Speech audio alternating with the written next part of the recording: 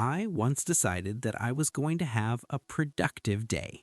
Not slightly productive, not I did one thing and felt proud, but actually organized, focused, and efficient. I made a list the night before with neat bullet points and even added little check boxes next to each task. It looked impressive enough that I almost felt productive just by looking at it. The plan was simple: wake up early, clean the apartment, go grocery shopping, cook something healthy, and finally answer a few emails I had been avoiding for weeks. It was the kind of plan that looks very reasonable when you are lying in bed and extremely unrealistic the moment you actually stand up. The first problem appeared when I woke up and immediately decided that 5 more minutes of sleep would not hurt. Those 5 minutes somehow turned into an extra hour.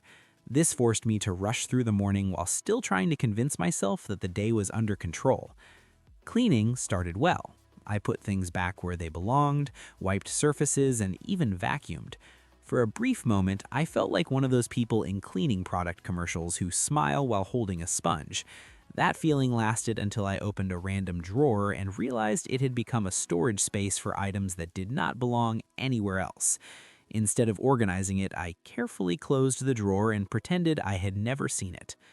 Grocery shopping was next. I wrote a short list and walked to the store, feeling oddly proud of myself for being so responsible. Inside, however, I forgot the list within 30 seconds and started walking around in circles, trying to remember what I had needed in the first place. I bought several things that looked useful and completely forgot the one item I actually went there for. Back at home, I decided it was time to cook something healthy, as promised in my plan. I placed vegetables on the counter, looked up a recipe, and realized halfway through reading it that I was missing a key ingredient. Instead of going back to the store, I convinced myself that improvisation was a sign of creativity. The final result looked edible, but had the texture of something that should not exist in nature. After eating, I sat down to answer my emails, which had been patiently waiting for my attention for weeks.